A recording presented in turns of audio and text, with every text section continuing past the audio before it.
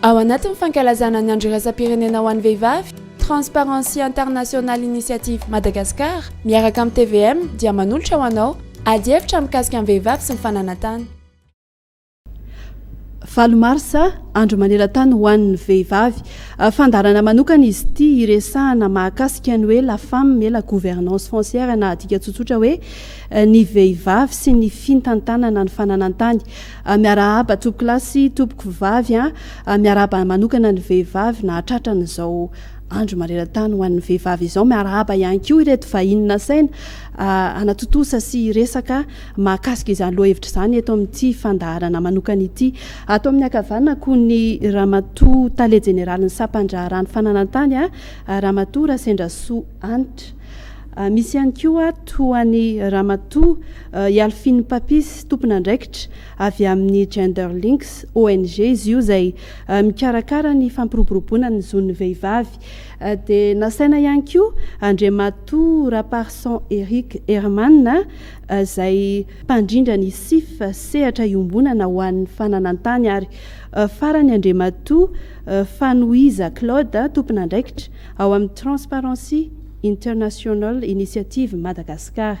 Faly mandray anareo zahay ato anatin'izao fandarana manokana izao. Ny vehivavy sy ny finantanana ny fananantany misy tonga dia miorooro vao miresaka an'izany hoe fananantany izany. Raha ny lalàna momba ny fananantany aloha dia mamaritra mazava tsara fa samy manana zony tsirairay na lahy na ny vavy amin'ny fitompona ny taniny. Matetika nefa ary ny hita eny anivon'ny fiarahamonina eny tsy dia izay loatra ilay izy. Misy fanadihadiana anankiray ity miresaka ny zavatra iainan'ny vehivavy maneho ny olana sedrain'ny vehivavy eny anivon'ny fiarahamonina sy manerana ny faritra eto Madagasikara. Ho jerentsika miaraka izay hitariantsika ihany koa an'izao adihevitra izao.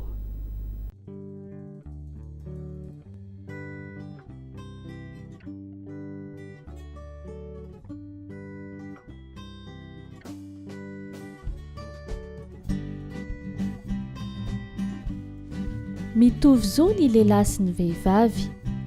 Ny fanjakana malagasy amin'ny alalan'ireo lalàna dia nametraka ny fanajana ny zon'ny vehivavy. Ny hita nefa dia mbola voan'ny tsindry azo lena ary voilikilika hatrany ny vehivavy eo anivon'ny fiarahamonina.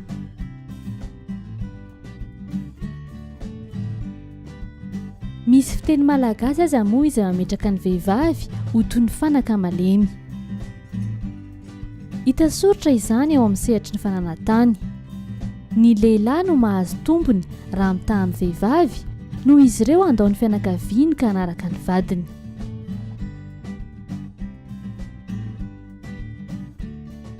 Araka ny lalàna momba ny lova avy amin'ny vady dia larina fahavalo ny vehivavy amin'ny fandovana. Zaho tsy nandova tany tamin'ny neniko, tamin'ny babako ary tsy nandova koa aho tamin'ny valiko. Zahay antsy manjefana tsy mandova tany ty ampela. Tsy manana tany aho zao.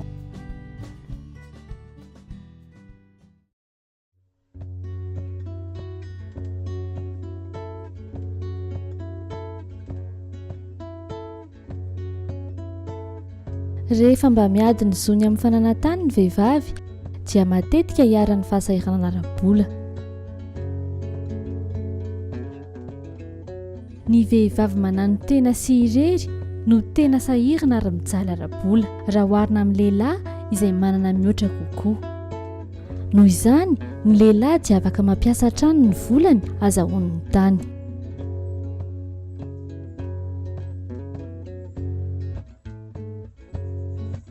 Ny zava-misy tampoka zany manana ny taratasy ara-dalàna rehetrarehetra nefa dia niady dia resy ihany. Ny tena zany tsy manam-bola dia ny lehilahy afaka hoe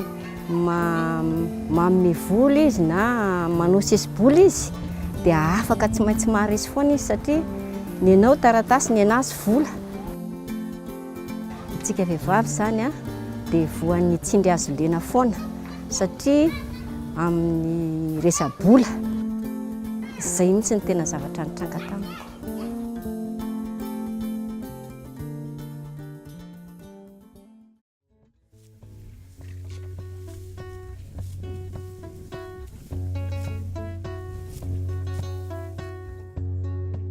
tsy izany ihany fa matetika ny vehivavy akoatra ny asany dia mbola misahana ny raharaha sy mikarakara ny zavatra rehetra ao an-tokantranony. Ny fikarakarana tota-taratasy anefa dia ela dia ela ary ilana fivezivezena amin'ny ora izay tokony iasan'ny vehivavy na ora tokony hikarakarany ny tokantranony. Raha oharina amin'ny lehilahy dia tsy manana tombony mihitsy noho izany ny vehivavy amin'izay lafin'izay.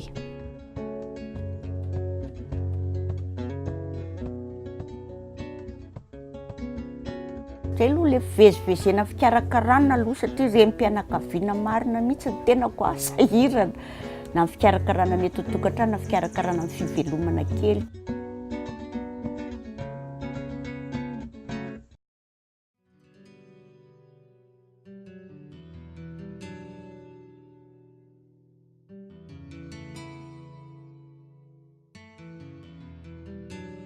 Matetika dia tsy mahafantatra ireo taratasy rehetra ilaina momba ny fananantany ny vehivavy.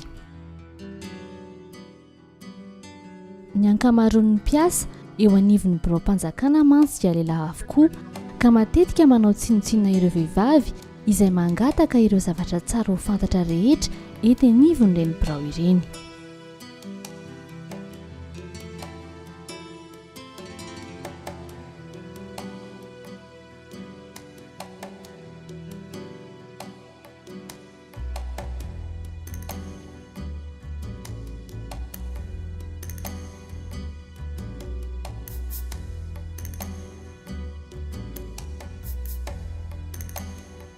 Manao tsindry azo renan'ny vehivavy ny lehilahy,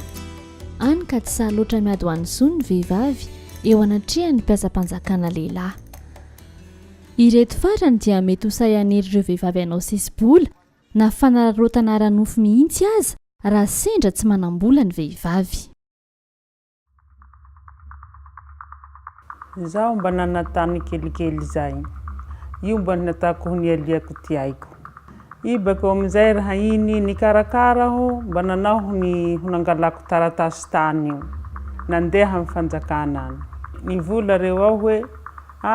mila jala raha toy. Lefa nanosonoso jala avao hoe mila sososoko jala raha toy zay vao vita taratasy. Ka zaho moa tsy mananjala ka. Vatako zaho ampela raiky ty avao mamelo tena toy ka ety hananako jala haloako amin'ny taratasy zaho moa.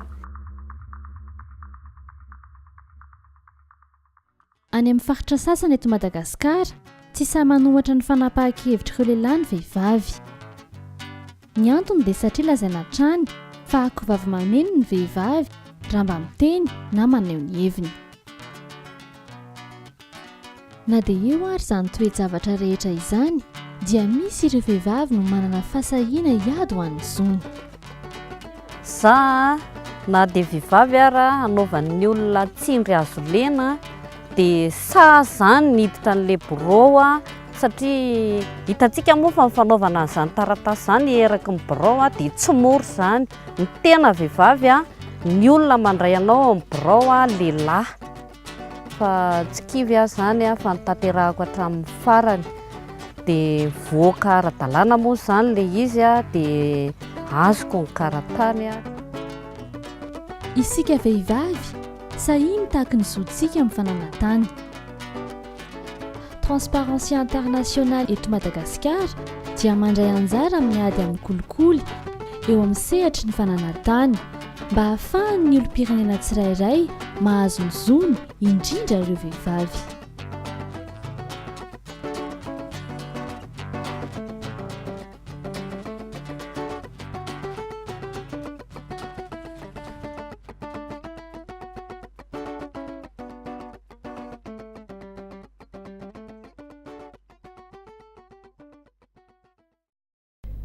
Ny vehivavy sy ny fitantanana ny fananantany, izay ilay loha hevitra hoentintsika ato anatin'ity fanadihadiana resaka ady hevitra ho ataontsika eto ity moa izany. Raha ny fotoana ananantsika kely raha iresahana momba n'izany nefa ezahana hoentina atao anatin'izay fotoana azontsika ho an'ity fandaran'ity ny FDB sy ny tokony ho fantatra farafakely mahakasika an'izany hoe vehivavy sy ny fananantany zany. Ramatoa Tale Jeneraly ny sampandrara ny fananantany reny ny zavatra hitantsika reny misy any amin'ny fiarahamonina inona aloha ny tsara ampahafantarina ireo mpijery ny fandaharana indrindra ireo vehivavy voakasika ny fanadihadiana teo. Miaraba ny tompona andraikitra ato amin'ny televiziona malagasy, miaraba ny vahoaka malagasy tsy vaky volo, ary indrindra miaraba manokana ny vehivavy tratra n'ity andro valomarsa ity. Fifaliana lehibe ho any mandray anjara amin'izao fifanankalozan-kevitra izao amin'ity resaka hoe ny vehivavy sy ny fananantany ity. Voalohany indrindra aloha dia misaotra an'Andriamanitra satria vehivavy no tompona andraikitra voalohany amin'ny fananantany dia fantatra hoe tombony lehibe ho antsika vehivavy zany zay. Marina mihitsy le zavatra rehetra voalaza tamin'ny reportage nandeha teo fa tena ny ankabeazan'ny malagasy eto Madagasikara, ny vehivavy malagasy eto Madagasikara dia tsy mahafantatra mihitsy ny zoany raha resaka fananantany no ambara. Araka ny hitantsika teo ataoko hoe misy teboka ngezangeza maromaro tao anatin'ilay fanadihadiana. Ny voalohany indrindra izay sakana sy fototry ny olana ny resa-bola eo amin'ny vehivavy hoe tsy manam-bola ilay vehivavy. Ny hevitrao mahakasika an'izay. Marina izay satria voalohany indrindra aloha eo ny fahatrantsika malagasy, faharoa manaraka an'izany koa ny voan'ny faripahaizana ananantsika vehivavy satria matetika tsy tonga lavitra mihitsy ny faripahaizana ho an'ny vehivavy malagasy dia izay sakana lehibe mihitsy koa izay. Ary indrindra moa ny toerana omena ny vehivavy zany eo anivon'ny fiarahamonina. Amin'ny faran'izao fandaharan'izao moa mety hisy ihany ny sosokevitra na hoe vahaolana azon'ireo arosy fa hitodika indray atao amin'ny ramatoa Alphine Papis ONG anareo ny tena atao hoe mahita ifotony an'ireny zavatra ireny eo amin'izay olana ara-bola izay. Hitantsika teo moa hoe manana ny taratasy ozy fa tsy manana vola hoentina miady dia resy na dia niady azy. Ny voalohan-teniko moa zany dia ny fiarabana ny vehivavy rehetra amin'izao andro ny valomarsa izao satria araka ny fantatsika moa dia androany zany ny andro iraisam-pirenena ho an'ny vehivavy ka tonga dia hiditra avy hatrany angamba ny amble resaka hoe vehivavy sy ny fananantany. Hitantsika teo ny olana izay sedraindray ny vehivavy reny amin'izany resaka hoe fananantany zany. Marina tokoa zany fa izahay moa dia ONG miasa any amin'ny fotony miasa eny anivon'ireny commune sy fokotany ireny zahay dia tena mahita mihitsy hoe inona ny tena olana sedrain'ny vehivavy. Olana lehibe ny tsy fananam-bola. Marina tokoa zany satria ny tena olana nge dia izao hoe ny vehivavy mihitsy zany rehefa bola kely izy dia efa misy ny tsy indro azo lena mahazo anazy satria raha toa ka sahirana ny fianakaviana ao anatin'ny tokantrano dia ny zazalazany no alefa mandeha mianatra noho ny zazavavy. Eo zany dia efa misy le hoe fitongolanany any ka le vehivavy zany tsy manana an'izay hoe traikefa andeha hoentiny hoe hiatrika ny fiainana ahafahany mitady asa na hoe ahafahany mandraraha ihany koa. Izay mantsy le izy le vehivavy zany tokony ahefa ara ekonomika zany ny tiantsika resahana eto hoe tokony hanana ny volana izy hoentiny zany manampy ao anatin'ny tokantrano na hoentiny koa mamelona ny ankohonany zany. Zavatra misy anefany tsy manana an'izay traikefa izay izy satria ka hatramin'ny kely izy dia efa tsy nomena zany chance angamba ny ilazako anazy mitovy amin'ireo anadahany mba ahafahany manohy tsara ny fianarany atsakany sy andavany. Andriamatoa Raparson Eric Herman mpandrindra ny SIF moa zany hoe avy any amin'ny sehatra iombonana ho an'ny fananantany. Inona ny afatra tsara ampitaina amin'ny vehivavy indrindrindrindra moa zany izay mijery an'izao fandaharana izao mba hialana amin'izay le hoe lasa tsy ho sakana intsony zany izay resa-bola izay. Dia manatitra ny araba ny fahatongavany valomarsa aloha ny vehivavy rehetrarehetra. Inona ny afatra tokony omena ny vehivavy amin'ny izay hoe tsy fananam-bola ny olana amin'ny fananantany dia voalohany aloha resaka any amin'ny lafiny ara-tsaina le resaka tsy fitovinjo ny vehivavy aloha dia tokony heritreritra izy aloha fa mitovizoa amin'ny lehilahy fa matetika avany amin'ny famporosihana nataon'ny fomba mampanao a dia raikitra ao anatin'ny ataontsika hoe aparatoka iraisana na ny conscience subconscience collective lay ataontsika hoe tsy fitoviana dia ny afatra zany aloha dia amintsika tena ny vehivavy no miteny hoe mitovy sika amin'ny lehilahy amin'ny lafiny lalàna mitovizoa fa roa manarakarak'izay momba ny hoe lafiny arabola za te hitondra fanamariana zany eo amin'ny lafin'ilay film nijerena teo a makasika ny hoe tsy manambola ny vehivavy aloha aloha izy hazava fa raha ny tanjona ao amin'ny lafin'ny fiarahamonina zany sy ny lalàna momba ny mariazy ohatra dia ny tazomana ny tsy vakisan'ny fianakaviana dia misy ny mariazy ray ny tokantrano fa ny tena tiako songanina raha fandraisako azy amin'le resaka arabola teo dia ho an'le olona manano tena ho an'ireo fimère ireo le olona miahany fianakaviana zany hoe le femme chef de ménage reny zany tokony asiana fijerena manokana ka raha fananatany no jerena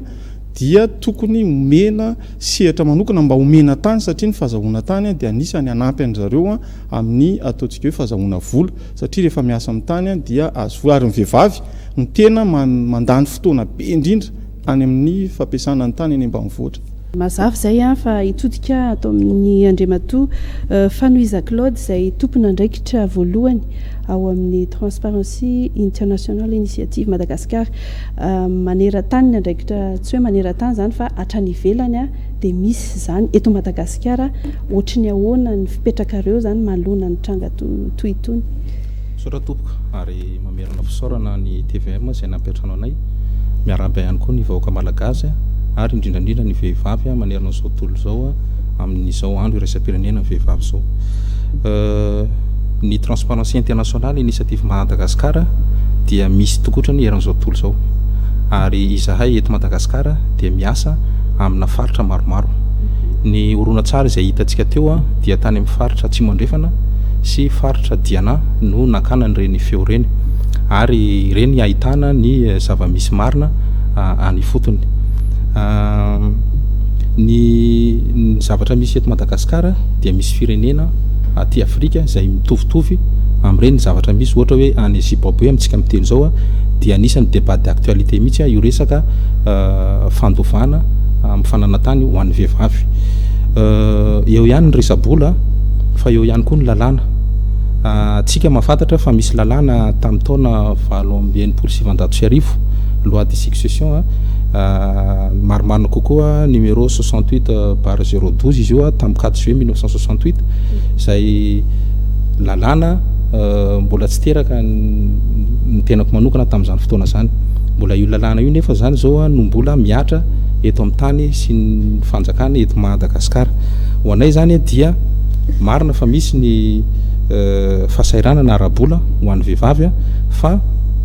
tokony hojerena ihany koa ny fanavaozana an'ireny lalàna mba hahafahan'ny vehivavy mitovy zo tokotrany amin'ny lehilahy satria raha jerentsika teo dia any amin'ny larana fahavalo tokotrany ny misy ny vehivavy zany hoe tsy dia tena miankina loatra amin'ny fananam-bola na tsy fananam-bola ihany zany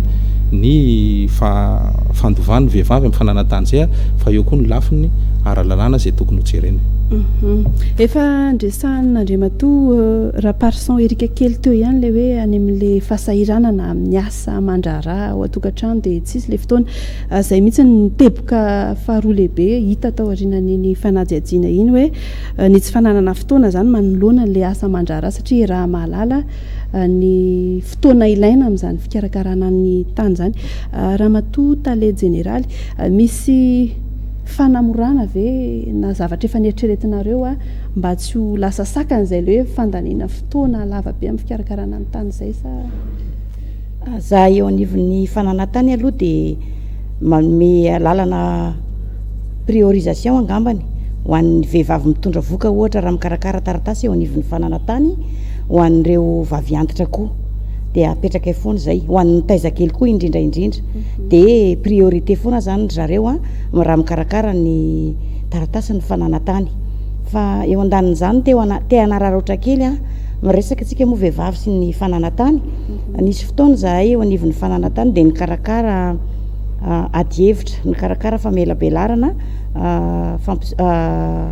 fampisehoana hoe ny vehivavy ny zony vehivavy sy ny fananatany nampahafantarana andro valomarsy io nampahafantarana reo vehivavy namana hoe inona no tsara ho fantany a eo amin'ny resaka lalàna mifehy ny fananatany inona ny zo tokony ho fantany eo amin'ny fananatany mandrakariva manko ny lehilahy na dia ao anatin'ny tokantrano raha hoe mpivady ara-dalàna ny vehivavy sy ny lehilahy ny mpivady ara-dalàna izy roa de satria araka le resaka teo am-boalohany hoe tsy manam-bola ny vehivavy a ny lehilahy foana no mitantana ny vola de ny anaran'le lehilahy ihany no soratany ao anatin'le bokytany na ao anatin'le karatany fa tsy soratany le vehivavy de tsy mahafantatra kory le vehivavy na de mpivady ara-dalàna raha hoe na de tsy misoratra ao aza ange ny anarako a de tompony ny tany iny foana satria bien acquis pendant le mariage le tany zany hoe tany no vidina tao anatin'ny fotoana ny fanambadiana izy roa de zavatra ohatran'izany zany a no tsara mba ho fantatry ny vehivavy hoe na tsy misoratra ao ny anaranao na takianao koa ny anoratana ny anaranao ao a de manana anjara atsasaka io tany foana ianao any amin'ny hevon'ny sehatra iraisam-pirenena any amin'ny Nations Unies de efa misy azo ataontsika hoe texte ihany mikasika an'io fanomezana manao discrimination positive angamba zany hoe exception amin'ny droits fondamentaux izy tsy fitovinjo satria ny hita zany eran'izao tontolo zao fa tena latsaka be ny fitiretena ny vehivavy de nametraka an'io texte io ka ny Madagasikara mbola tsy niditra amin'izay satria niankina tamin'le principe hoe mitovy zony lahy sy ny vehivavy ka sao de anahirana raha ohatra hoe mena tombona ny vehivavy fa tokony hojereny zay satria latsaka de latsaka ny fijerena n'ireo vehivavy ny indrindra le vehivavy nyteneniko teo misy any amin'ny 7.7 isanjato ny vehivavy de tratra ny ataontsika hoe manano tena miahany tena manokany femme chef de ménage de tokony ampiariny io eto amintsika dia afaka amin'izay manaraka ny lalàna satria tsy afaka mihoatra ny lalàna raha tsy manova mampiditra n'io lalàna ary io Madagasikara ohatra ny fanapiditra n'io fa mifampiarana zany no tokony atao raha vao misy resaka hoe fikarakarana fahasarotana sy sisa de eo amin'izay mandeha le sisy-bola kely anafainganana an'le raharaha zany satria efa lasa zay zany le vesatra ho an'ny vehivavy amin'izay toerana alehany a indrindrindrindra hoe hiditra birao mpanjakana na hiditra birao hikarakara zavatra de zay atsotra azy zay ampahaingana azy zay avita azy de misy ihany koa ireo tompona andraikitra sasany no manararoatra an'izay inona ny tokony horesahana manoloana an'ireny zavatra ireny soratoko ny zavatra fantatra aloha dia manao ezaka ny fitondram-panjakana amin'izay amin'ny lafiny ara-teknika sy ny pitsopitsony madinidinika mba ahafahany manakaiky kokoa ny vahoaka zany amin'ny fikarakarana fananatany tsika rehetra dia mahafantatra fa mampiatra ny atao hoe politique de proximité ny fanjakana amin'ny alalan'ireny fametrana n'ireny birao ifotony fananatany ary mitohy zany hatramin'ny androany tsara marena koa nefa fa tsika dia samy mahafantatra ny toe-bola ny fanjakana izay tsy hahafahany mametraka izany amin'ny fotoana aingana izay ilain'ny vahoaka anazy indrindra any amin'ny toerana izay tena lavikitroka tsisy jiro satria ny birao fananatany dia mila jiro izy ireny misy fanantonany aminay société civile ary pirofo ny fahatongavany madame le directeur général ny service foncier eto dia fanomezana tolo-tanana zany amin'ny mpiara-nombonantoka rehetra amin'ity resaka ady amin'ny kolikoly amin'ny fananatany ity misy ihany koa ny fiaraha-miasa amin'ny partenaire technique et financier izay manampy amin'ny fanjakana zany amin'ny fametrahana ireny standard de service izay hitatrika amin'ny birao fananatany reny fa tsy ampy le izy mila fandraisana ndraikitra ny fitondram-panjakana bebe kokoa zany fa tsy tokony faly fotsiny andray ny fanampiana zany avy amin'ireo partenaire technique et financier ireo satria voafetra ihany koa ny azy ka eo angamba no ty resaka fananatany ity dia anisan'ny azo resana hoe mampikoaikoaika ihany tsy ny vehivavy rery fa ny vahoaka malagasy indrindra ireo any ambany vohatra ka tokony ho jeren'ny fanjakana ny teti-bola amin'ny resaka ara-pitaovana mba tsy ho soratra fotsiny no misoratra eny amin'ny guichet foncier hoe tsy mandray kolikoly fa tena misy fitaovana à deux vitesses zay zany hoe misy ny olona izay nianatra ary afaka mikirakira n'ireny teknôlôjia vaovao reny dia eo akilany koa misy olona zay tsy nianatra any ambanivohatra matahotra dia mba misy an'le standard de service miaffiché tsara ny coût ny service ny traitement ny responsable iza ao amin'io service io no afaka mandray fa mba tsy antany olona tsony satria le fanontaniana olona miteraka rabateur dia le rabateur avy eo maka kolokolo tsy nisy olona eto ambonin'ny tany nateraka andeha angalatra nanao kolokolo fa no tsy fampian'ny fitaovana sy ny pitsopitso madinidinika no mahatonga n'le kolokolo. Raha matotale général teo nanaza fa hoe tsy mahafantatra le vehivavy hoe rehefa misoratra amin'ny vadiny le tany dia hoe any vadiny nefa noho ny fifamatorany eo amin'ny raha-panambadiana ny mariage manana fahefana feno ary tompony tany any keo izy. Ianareo efa misy ve fandraisana andraikitra andraisinareo amin'izay le hoe andraikitra raisinareo ho fampiroboroboana ny zon'ny vehivavy zay? Marina dia marina mihitsy ny zavatra nolazain'ny ramatoa tale général teo iny fa ny zava-mihitsy mantsy zany ny vehivavy tsy mahafantatra hoe inona marina moa zany ny zoany indrindrindra zany fa ny any ambanivohatra zany ka eo zany ny zavatra ataonay moa zany atao anatin'ny gender links dia miara-miasa amin'ny commune zany zahay zany hoe ankehitriny zahay dia miara-miasa amin'ny commune fito ambin'ny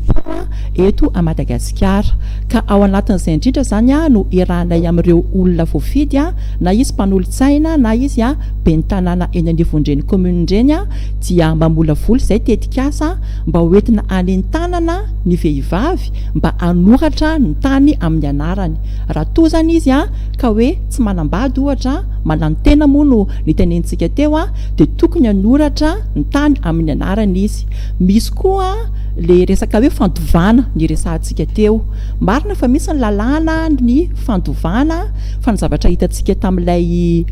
orona tsara teo iny koa dia milaza fa na dia hoe tokony any anazo andova raha ny zanaka vehivavy dia tsy mandova nefa ireny zanaka vehivavy reny ka izy hay koa zany dia manao fanentanana ao anatin'izay satria manana zoa ny zazavavy andova toy ny zanaka lehilahy fa eto dia anararoatra n'ilay lalàna niresahana teo hoe lalàna efa tamin'ny 1968 ao anatin'io lalàna io dia misy andininy anankiray izay tena mbola hoe discriminatoire moa ny ilazana anazy satria misy andinina milaza fa hoe rehefa misy zany le fandovana dia ny zanaka vehivavy dia afaka mamarotra ny taniny amin'ilay anadahany zay zavatra izay dia efa azo eritreretina hoe le zanaka vavy zany ohatrany hoe tokony andeha marotra ny taniny amin'ilay anadahany zay zavatra izay zany dia fanaovana fanentanana foana zany amin'ny sehatra izay alehanay hoe tokony efa jerevana manokana zany ny fanovana ny lalàna io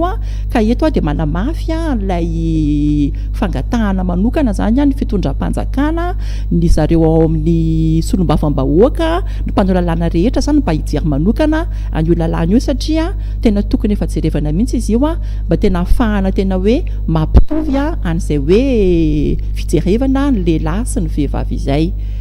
Misy anampiny ramatoa tale général an'izay sa feno sy mazava ny lazainy teo satria ianareo ny tena ao anatiny eo ny any anapikokelan'izay fotsiny angambany hoe za koa zany mahita hoe tena lesika ao amin'ity resaka ity zany dia le amin'le toe-tsaina sy le fanabeazana mihitsy hoe tsy ampy ary matetika rehefa voalaza tary aloha hoe ny lehilahy ny zanaka lahy foana no ampianarina fa le zanaka vavy tsy ampianarina dia tsy ampy le toe-tsaina matahotra raha hiditra birao sy ny rehetrarehetra ny ray aman-dreny koa mieritreritra zany fa hoe manana ny anjarany any amin'ny fanambadiany ihany io vehivavy io nefa rehefa resy izy any amin'ny fanambadiany ody ihany izy aty amin'ny tokantrano dia aty amin'ny ray aman-dreny dia tsy manana mihitsy izy zany ny anjarany sady tsy nanana izy tany amin'ny vadiny tsy manana izy aty amin'ny ray aman-dreny dia mampalahelo le vehivavy satria ianjadiny le tsy ndry azo lena ohatr'izay foana betsaka mihitsy zany ka sala amin'izay satria le vehivavy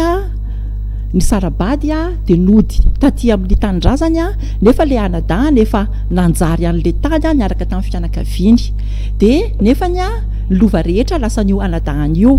dia sarotra be amin'le anadahany na dia amin'ny tany any anabaviny ary satria izy efa nanjary teo efa nanambady izy efa niteraka izy dia lasa olana be ao anatin'ny fianakaviana le izy rehefa miverina ao amin'ilay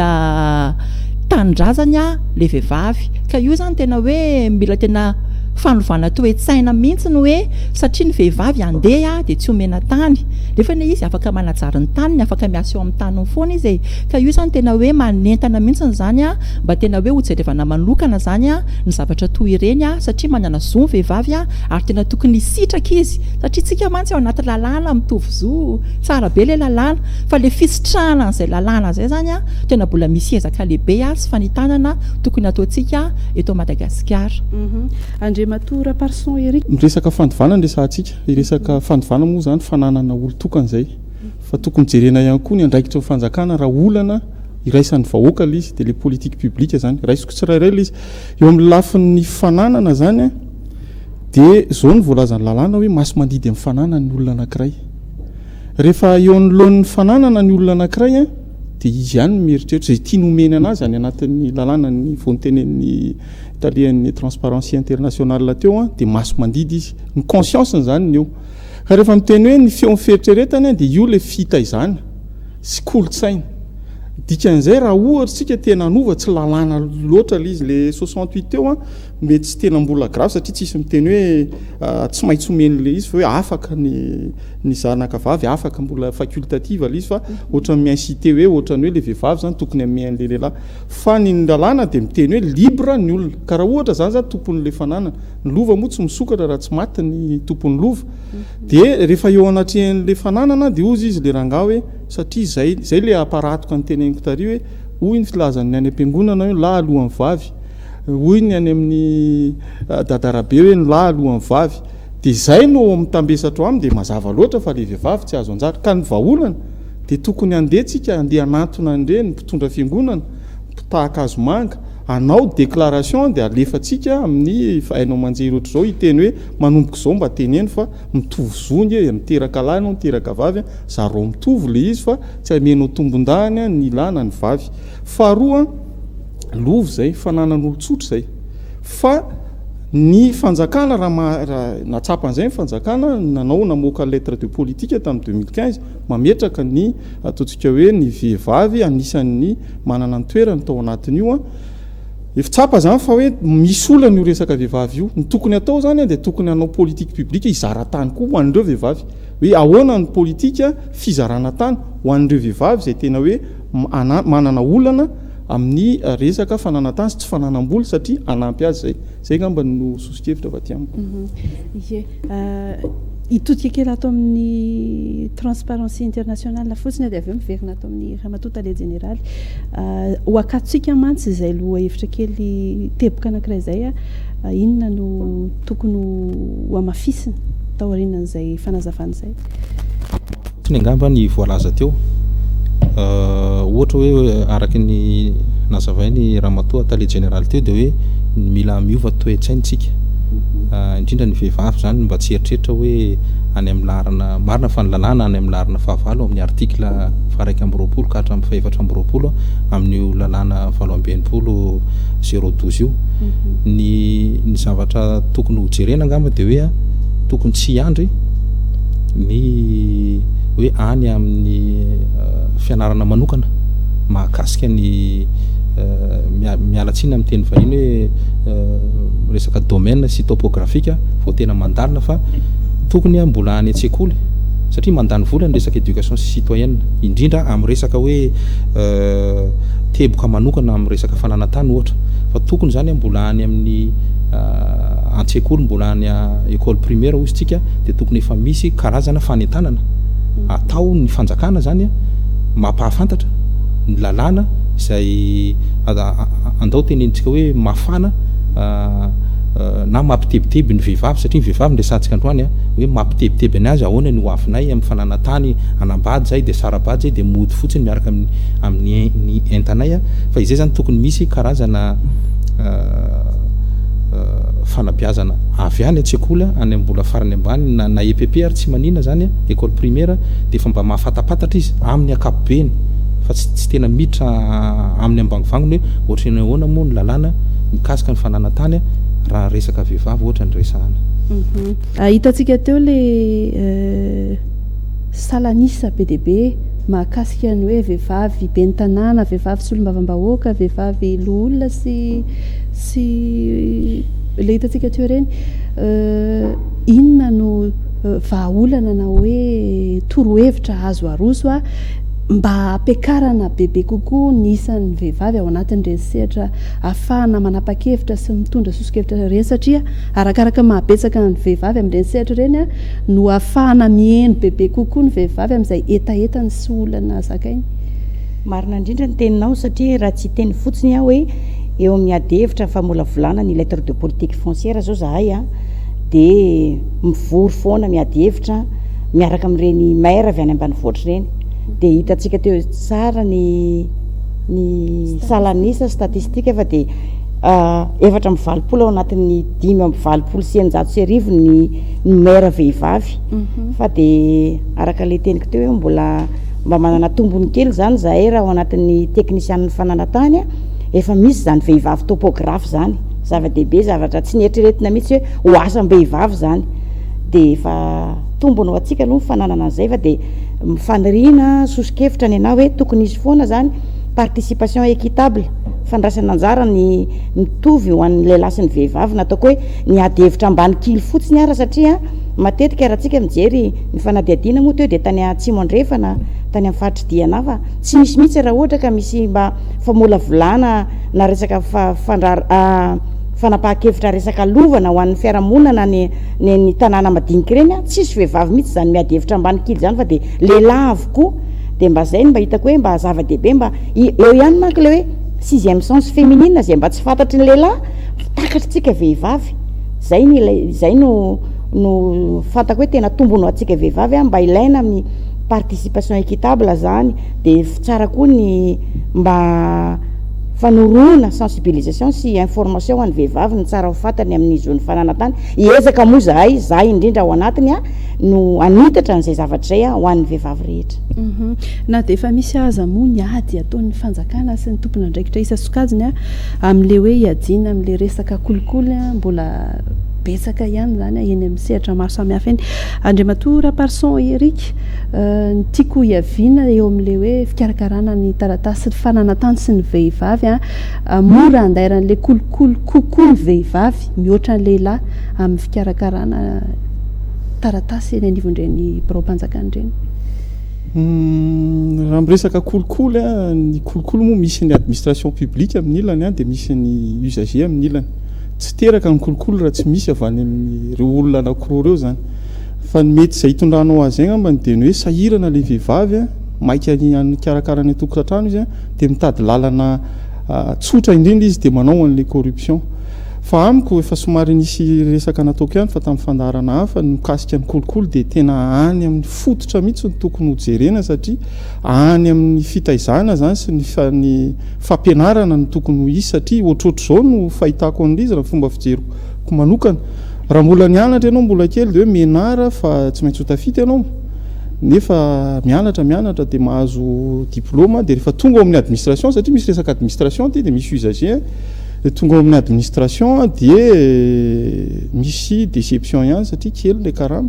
dia micomble an'izay karama izay dia misy ny tentation koa avy aty amin'ny usager dia io zako hoe io zavatra io a raha andeha anasitrana an'io dia any amin'ny fototra mihitsy a sy ny fampitomboana ny ataontsika hoe revenu ny olo-pirenena no ataontsika hoe vahaolana ao anatin'le izy fa raha resahany ohatr'izao fotsiny io tsy ho tafavoaka fa nazo fitenenana any fa saika mba anazava kely mikasika an'le lalàna tamin'ny 68 hoe fahavalo ny vehivavy somary ho fangaro izy ny vehivavy tsy mandova mihitsy raha ny tokony ho izy satria any amin'ny régime matrimonial dia mizara fananana mpivady izy fa any amin'ny loi momba ny fandovana dia mikasika ny ataontsika hoe raha tsy eo le mpandoha raha tsy misy testament dia mandeha amin'izay le degré de succession fahavalo fahasivy angamba ny eta raha tsy diso ahako dia zay no antony fa sao dia mifangaro mantsy fa juste précision fotsiny tsara mihitsy izay fanamariana noentinao zay ramatoa ialfinina papizy ianareo dia mijery manokana an'izay le hoe fampiroboroboana ny zon'ny vehivavy zay efa maraparana ny adievitra ihany mantsika isan'ny tanjony zao adievitra zao a ny fampafantarana aloha ny zavatra tokony fantatry ny vehivavy manodidina an'izany hoe fananatany zany a mba nanana fitantanana mahomby zany eo anivon'izay na any tokantrano sy amin'ny sehatra rehetra misy azy inona no tsara ampitaina amin'ireo vehivavy ireo satria efa nazavaina teto hoe tokony fantatry ny vehivavy le zony ahafahany mitaky an'izay any amin'izay zavatra taonina zavatra iainany sy mifanerasera aminy eny ianareo ataoko hoe mahita sy manara-maso akaiky kokoa zany amin'ny andraikitra raisinareo inona no fanamafisana tokony hoentina ho an'ireo vehivavy mijery an'izao fandaran'izao ia zava-dehibe tokoa zay satria ny teny tiako atsipy amin'ireo vehivavy namana rehetrany a dia isika vehivavy zany a dia tokony andray an-tanana ihany koa ny fiainantsika marina fa hoe misy ny tsidransole na misy ny fomban-draza na ny fomba mampanao fa isika koa zany a tokony tena mandray an-tanana ny fiainantsika efa fantatsika zany ankehitriny a fa hoe mitovy zolo lasa mivavy marina fa misy ny fomban-drazana marina fa misy ny fomba mampanao fa isika koa zany a tokony andeha hitady hoe ohatry ny ahoana moa ny ataoko a raha toa zaka te hoe anoratra nyity taniko ity amin'ny anarako ankehitriny a efa misy a ny birao ifotony fananantany eny amin'ny commune maro samihafa eny marina moa fa tsy hoe any amin'ny commune rehetra fa betsaka ny commune no efa manana ny birao ifotony fananantany za zany dia manentana ny vehivavy a mba andeha anantona mandeha any amin'ireny sehatra reny a mandeha any amin'ny commune mba manontany hoe ohatry ny ahoana ny atao a raha toka te anana karatany ohatra afaka manomboka zany isika amin'ny fananana karatany dia avy eo moa iny a dia lasa mivadika titre mora efa avy eo ka dia mifanentanana lehibe ataoko a amin'ity andro valomars ity moa zany dia tena ararotana mihitsy hoe okitsika mba handray tanana ny fiainantsika ary tsy hiandry hoe ho tonga ty amintsika fotsiny zany a hoe zao no tokony atao fa isika mihitsy ny hitsangana ka andeha anantona ny loharanom-baovao a ny loharanon-kevitra mba hahafahantsika mahafantatra hoe inona ny ataontsika mba hanana an'izany karatany zany isika ary tsika koa dia afaka miteny raha toka hoe misy ny kolikoly na koa ny teo zao nisy resaka hoe harcèlement sexuel na hoe fanararotana ranofo afaka miteny koa tsika afaka miteny afaka hoe mamaky-bantsilana andreny herisetra manjoantsika reny zay le nitenen'ny farany teo zay mihitsy le hoe misy ny herisetra ranofo misy ny fanararotana le mangarahara aiza ho aiza ny tokony hisehoany eo amin'le hoe fananantany araky ny andraikitra etsinareo moa zany amin'ny resaka gouvernance foncière tsika eto Madagasikara manokana manana outil afahana mesureny zany gouvernance zany raha tsy resaka eo anivon'ny commune misy andreny atao hoe IGL na indice de gouvernance locale raha efa miresaka gouvernance matetika dia secteur public no voakasika ao anatin'le izy ny any amin'ny secteur privé raha jerena azo atao hoe efa mifandanjandanja ihany lehilahy sy ny vehivavy raha mijery an'ireny recrutement international reny tsika ohatra ny PNUD na UNICEF na Banque mondiale dia matetika soratany zareo hoe encouragena ny vehivavy mba i-apply amin'ny recrutement zay ataony dia ny anany sosikevitra eto Madagasikara satria ny anay ny organisation internationale ohatranay voafetra ihany zavatra azonay atao fa misy andraikitra zay tokony ataony fanjakana ohatra amin'ny fampidirana ny akizana an-tsekoly dia tokony ny vehivavy zany hoe ny ankizy vavy mba mihena kely ny écolage alohany any amin'ny privé zany na amin'ny public raha izay amin'ny resaka recrutement azo atao koa ny resaka arabola hoe mihena kely ny vola alohany zany fandraisany anjara mba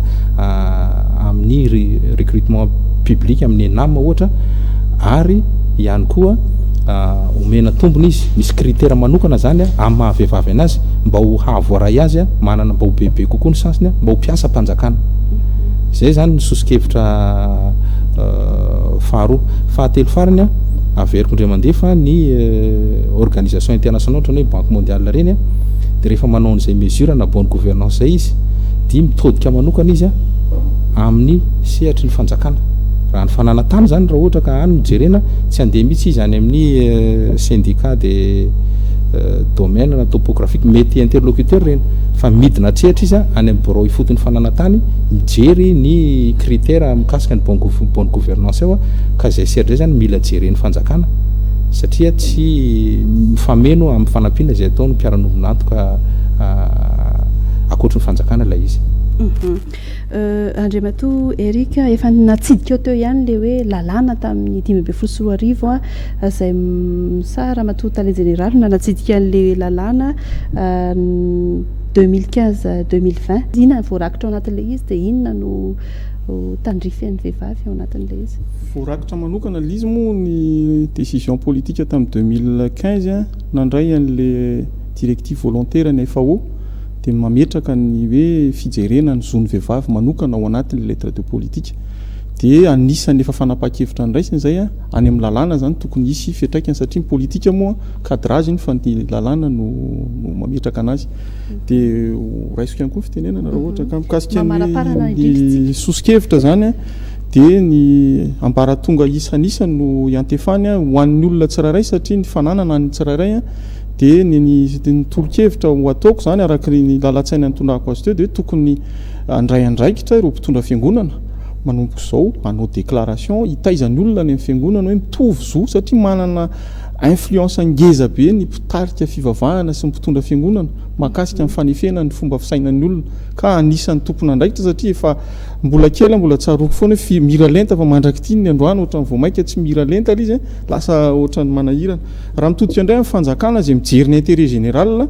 dia tokony atao ny politika fizarana ny fanany tany omena manokana ho an'ny vehivavy dia tena mitratra n'ireo le hoe manano tena tsy manana ny oeti-manana femme chef de ménage dia ny farany mikasika ny hoe représentativité ny vehivavy eo amin'ny resaka fitariana sy fitondrana raha amin'ny principe démocratique aloha dia fifidianana no mitondra an'io ny vehivavy zany tokony hifidy ny vehivavy fa ny vehivavy mibetsaka indrindra magaga nefa ny vitsy fa azo eritreretina ve hoe mametraka lalàna momba ny fifidianana hoe misy quota ho an'ny vehivavy manokana hafa nytanina ny apetrako fa raha eo amin'ny resaka pouvoir déconcentré indray dia tokony ampiseho an'ny fanjakana fa mijery an'izay manaraka an'izay politika na ataontsika hoe approche genre zay mba hobetsaka le olona nome ohatra ny chef de région dia lahy daholo raha ny jerena teo dia tokony hobetsaka zany ny hita zay volonté ny état zay fa manome vehivavy tokoa misaotra toko. Ya ianareo amin'ny sampandrara fananantany mba tsy ho vesatra ara-moraly ho an'ny vehivavy tsony zany zay resaka fitantanana ny fananantany zany inona no afatra tokony ho apetraka eto ampamaranana an'izao atevitra zao? Ny afatra angambany efa mitovy amin'ny teny namana tatsy ihany hoe mila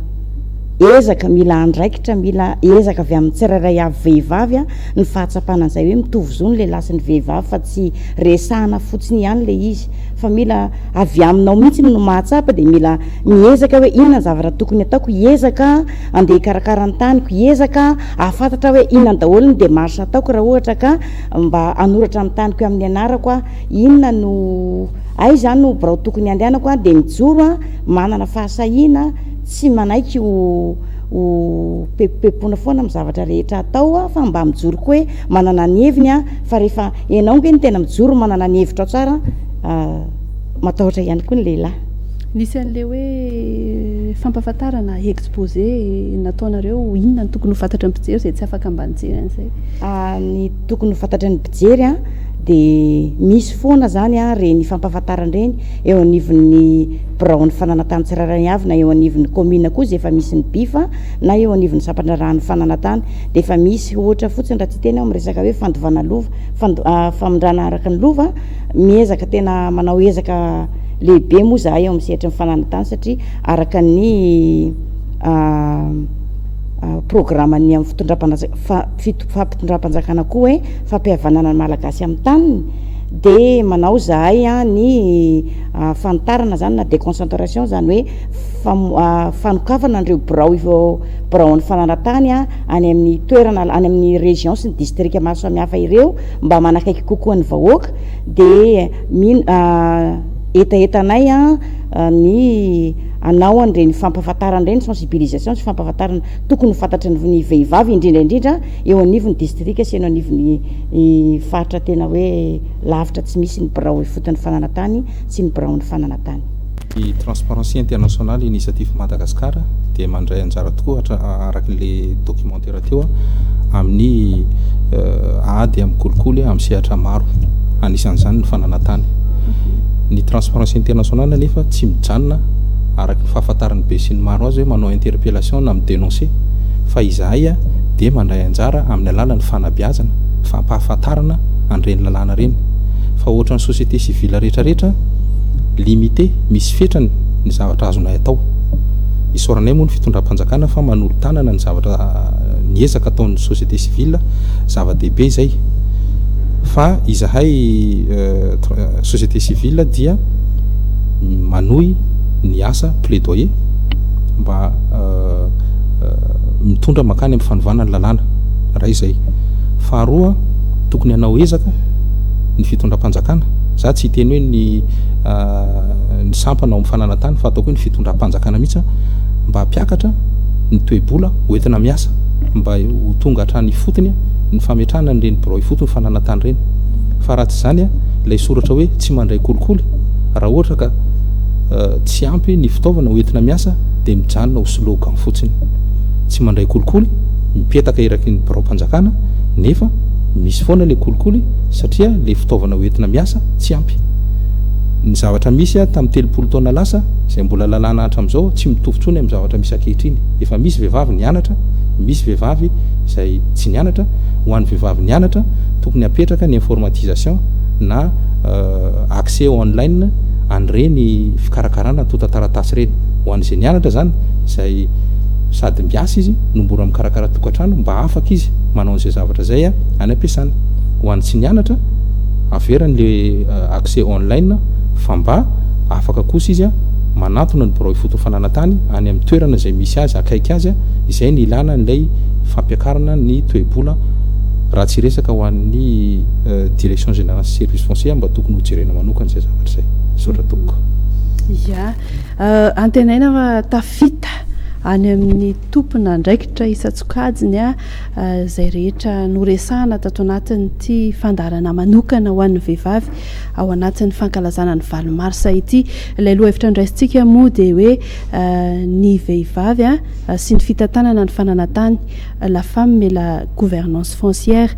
Nisy teboka maromaro teo ndresahantsika ny voalohany tamin'izany hoe ny fahasairanana arabola ny vehivavy izay lasa sakana amin'ilay fikarakarana ny fahavesara ny asa mandrara zay sady manao ny asa manao ny raharaha tokantrano ihany koa ka nolay fotoana tsy misy zany dia lasa sakana ihany koa zay ho an'ny fikarakarana fa indridridritra moa zany hoe ny tsy fahafantaran'ny vehivavy an'izay zony izay dia efa nisy fanazavana be dehibe ny entina mahakasika an'izay ary ny farany hoe